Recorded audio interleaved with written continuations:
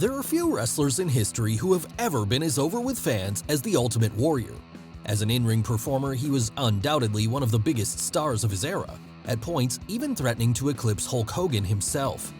That said though, he was also renowned for his reckless style, which saw many of his peers end up being unhappy to work with him. This led to much controversy throughout Warrior's career, as well as multiple return runs, first with WWF in the mid-90s and then again later on in WCW. So how did it all happen? Well, join us today as we take a deep dive into his entire career journey in Always Believe the Ultimate Warrior Story. James Bryan Hellwig was born on June 16, 1959 in Crawfordsville, Indiana, where he and his four older siblings would live. However, when Jim was just 12 years old, his father would leave the family, something which no doubt had an impact on the youngster as he tried to figure out his place in the world. He would struggle with this at first, but after graduating high school and enrolling himself at Indiana State University, the future WWE champion would begin to find positive male role models in the world of bodybuilding, with this seeing him take up the sport.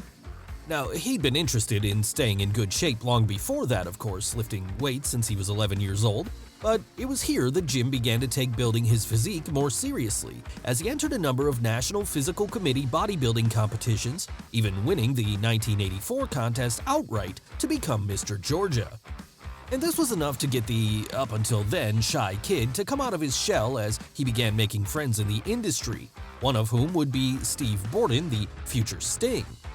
Come 1985, though, it had become apparent to Hellwig that there wasn't going to be enough money in bodybuilding for him to support he and his wife Sherry, so he instead moved on to new ventures, initially planning on becoming a chiropractor before Borden convinced him to follow him into the world of professional wrestling, with both men beginning their training soon after that. Of course, no one would ever accuse Jim of having a natural aptitude for the ring when it came to his technical skill, but at 6'2" and 280 pounds, he certainly had the jacked physique required to get over in the muscular world of 80s wrestling. Promoters obviously saw this too, as later on in that year, he would have already made his in-ring debut for the Continental Wrestling Association, forming a heel tag team with his training partner called the Freedom Fighters. A year after that, and they would jump over to the Universal Wrestling Federation in Oklahoma, where they would rebrand themselves the Blade Runners, a deliberate attempt to ape the look and feel of the Road Warriors, who were, at the time, the biggest tag team in the industry. And this certainly worked, with the duo becoming a smash hit in the territory.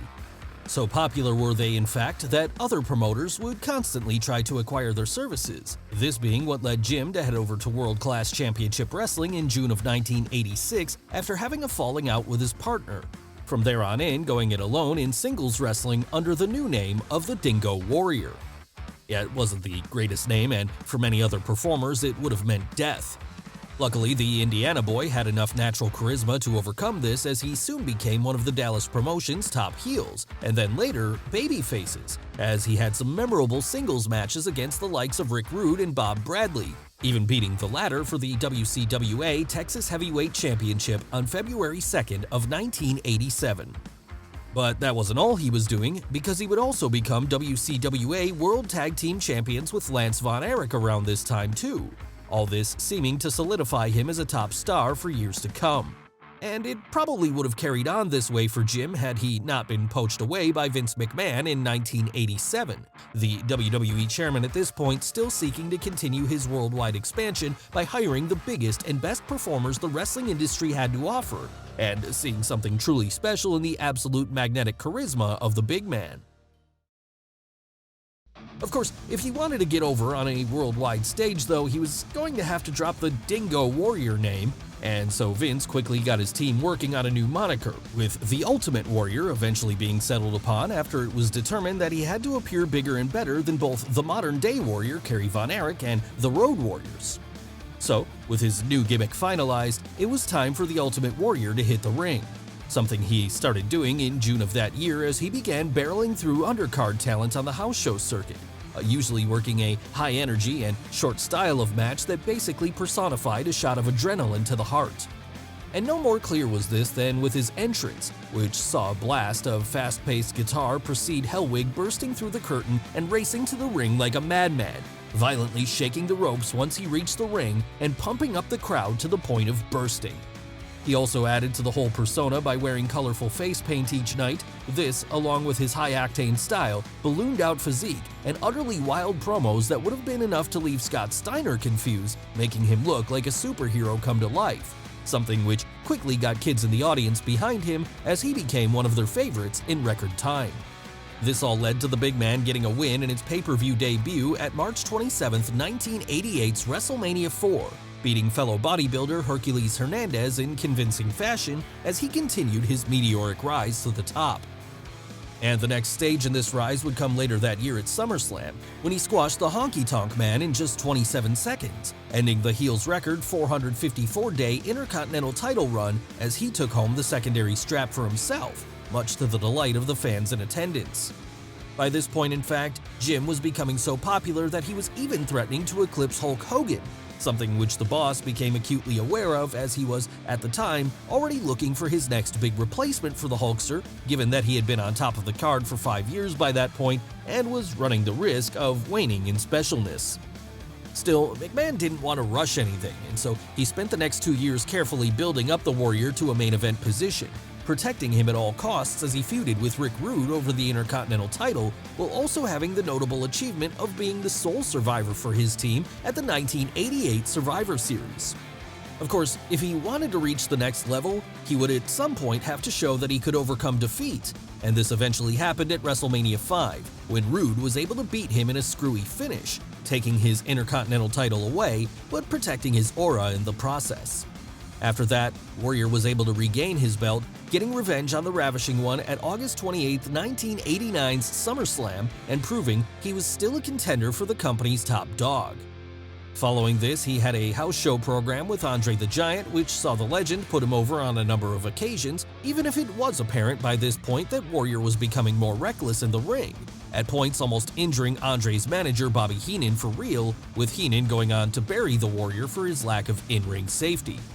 Still, it wasn't enough to slow his progress, and by the 1990 Royal Rumble, it would become clear to fans what the future direction for him was when he and Hulk Hogan had a brief standoff during the titular match, whetting fans' appetites for the inevitable showdown to come. And of course, part of the reason this was so exciting was that it was completely new ground for WWE, as they'd never promoted a match between their two top babyfaces before, this effectively forcing the audience to choose which one they preferred. In the build-up to WrestleMania VI then, where the date of the battle had been set, fans had increasingly become divided as to whether they wanted the Hulkster to remain on top, or if they wanted the Intercontinental Champion the Warrior to dethrone him and take home both belts. Come the night of the match on April 1, 1990 then, the atmosphere was absolutely electric as the unstoppable force battled the immovable object.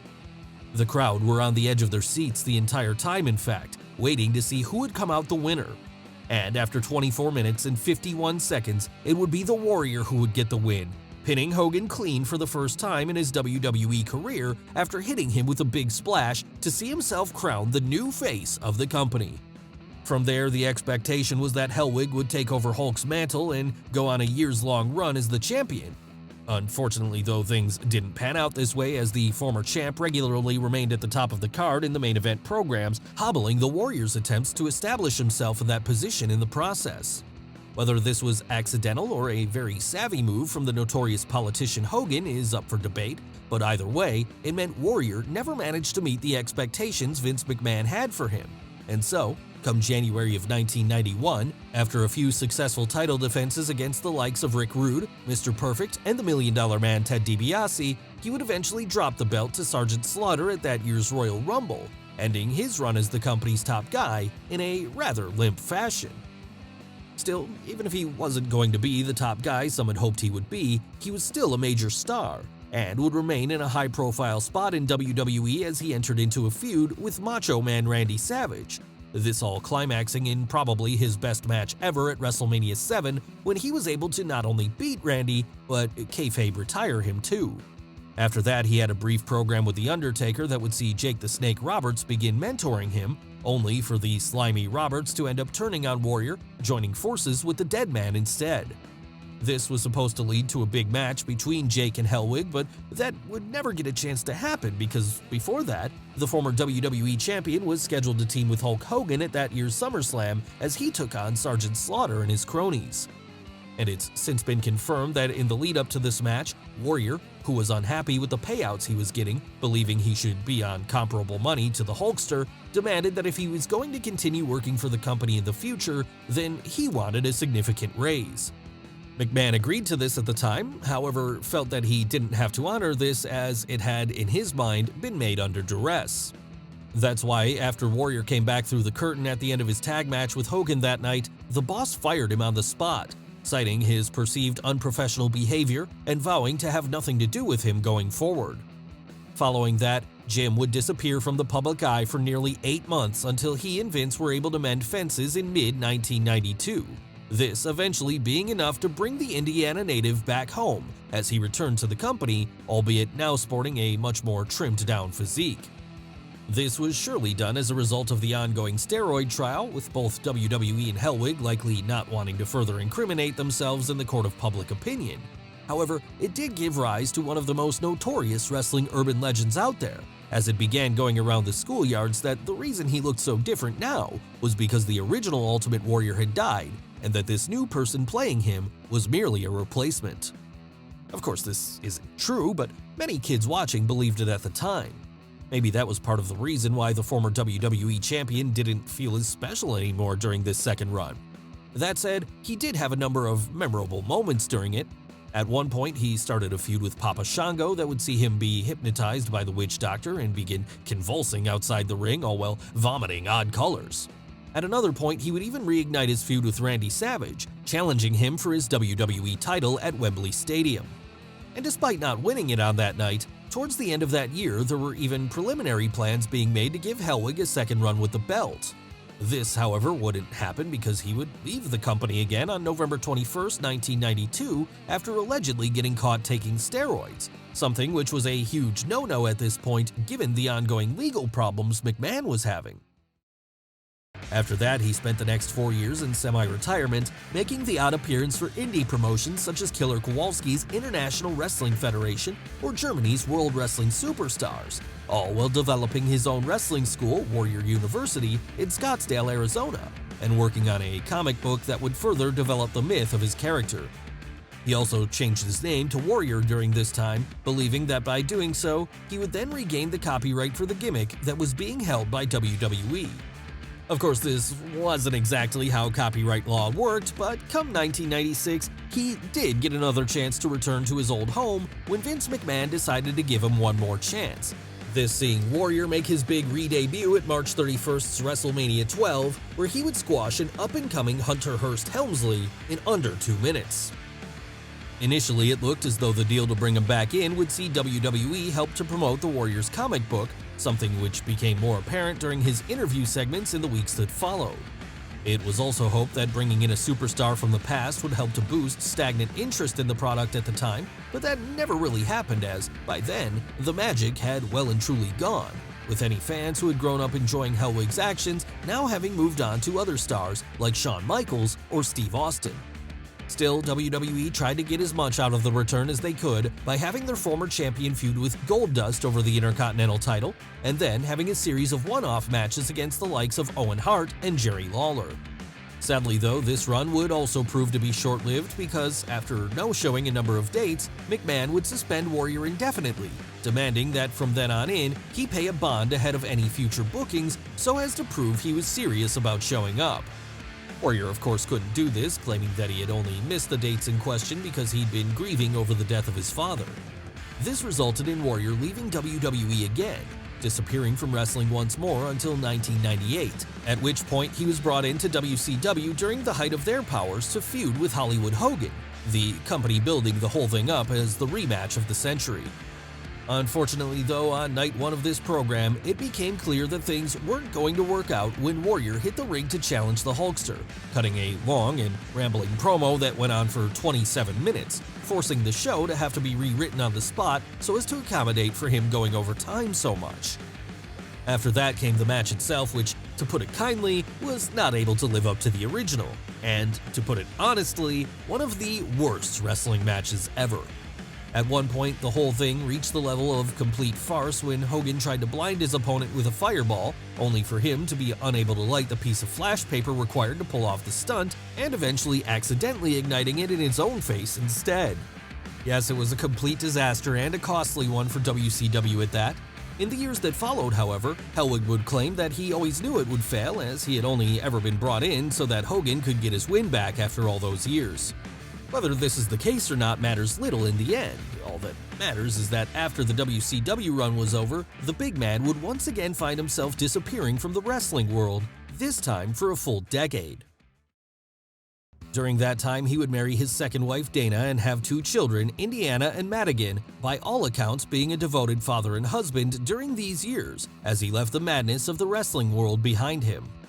Years later, in 2005, WWE released a hit piece DVD entitled The Self-Destruction of the Ultimate Warrior, during which a number of his contemporaries would be asked about how they really felt about him, with each one having pretty much nothing but negative things to say.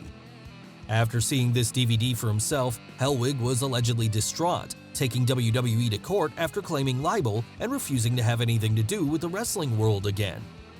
He did, however, make one more return to the ring at an independent show on June 25, 2008, taking on Orlando Jordan in Barcelona and winning New Wrestling Evolution's world title in the process. Immediately afterwards, though, he would vacate this title and from there would never wrestle another match. And as for his legacy, well, it seemed like that was well and truly buried. That's why it came as a surprise to so many then when, in 2014, he finally mended fences with Vince McMahon and was welcomed back into the fold, being inducted into the WWE Hall of Fame on April 5th of that year, then making one last in-ring appearance on the April 7th episode of Raw, where he would cut a promo thanking the crowd for their support over the years and exclaiming that even once his heart had beaten its last beat, he would still live forever as a legend because of them. And how eerie a comment that turned out to be, because the next day he would suffer a massive heart attack, dying instantly at just 54 years old. After this, WWE would begin the process of eulogizing him, having a 10-bell salute on the next episode of Raw, and also creating the Warrior Award, an accolade that the man himself had suggested during his Hall of Fame speech and would subsequently be given out each year to someone who had, in the company's words, exhibited unwavering strength and perseverance, and who lives his life with the courage and compassion that embodies the indomitable spirit of the Ultimate Warrior. And while there's certainly a lot of positives in having this, it's also been criticized by some for not being what the Warrior himself intended, with him originally asking for something to be created to honor backstage employees who rarely got the credit they deserved. Ultimately, the Ultimate Warrior's in-ring legacy will be that of a true superhero-like figure, one that left a huge impact on so many while they were growing up, with his larger-than-life character being one of the things that got a lot of people into pro wrestling in the first place. And although he had a lot of controversies in his life, the Ultimate Warrior will go down as one of the biggest legends in the history of the industry regardless, someone who was even able to briefly take the throne from Hulk Hogan, and that means the spirit of the Ultimate Warrior will run forever. Well guys, what did you think of the video? Let us know in the comments below. Don't forget to smash the like button, subscribe to the channel, as well as follow Wrestle with Andy on Instagram and Twitter. Thanks for watching, and we'll see you next time.